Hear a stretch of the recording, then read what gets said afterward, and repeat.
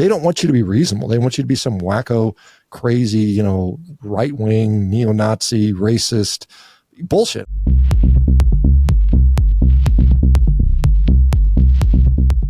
You're one of the leading proponents of the carnivore diet. There's two other names that I think get bandied around quite a lot in Paul Saladino and the Liver King.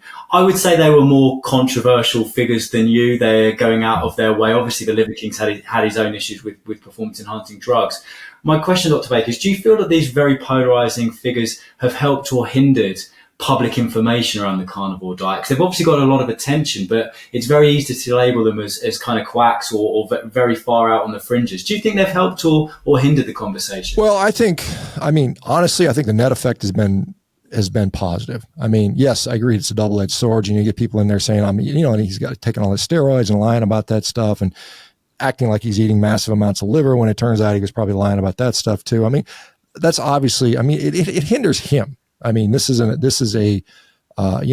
Ultimately he's hurt his own reputation, right?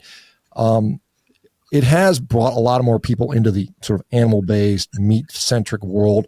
And I think, what I say is sunlight is the best disinfectant. So the more people with eyes on it and they're looking and seeing what's happening, they're seeing the results are pretty good. You don't have to go far to see people that are raving about the benefits they've had on a meat-based diet. And so I think that, in net has been a good thing. And this is what the media does. When I was, 5-6 years ago, when I was first starting out, they tried to paint me as some extremist wacko. And I'm kind of conservative, man. I'm like, I don't believe in most of this stuff. I'm not, I think most stuff is BS. The only reason I've been a proponent of this and advocate is just because I am unequivocally convinced of its benefit in many cases. And so I think it's something that the world needs to know about.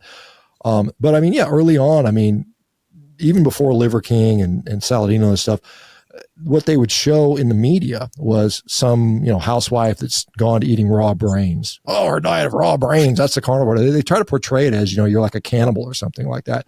And I'm here saying, hey, just go eat ground beef and an egg. It's very normal type foods that most people wouldn't be at all concerned about. And that's still my approach. It's very simple. It doesn't have to be this extreme stuff. You don't have to be eating, baboon testicles once a week or anything like that. So, it's like, but they don't want to show that. They don't want us to be reasonable people. And if anybody listens to me, I'm very nuanced about it. I'm very much non-zealot like about this. I say, if it works, great. If it doesn't, go do something else. It's not the only way to get healthy. There's plenty of ways to get healthy, but it is an option. If you eat blueberries with your carnivore diet, I don't care. Whatever's working for you is fine. Some people need to be more exclusionary. I think there is a definite role for a very tight elimination diet for whatever condition it is.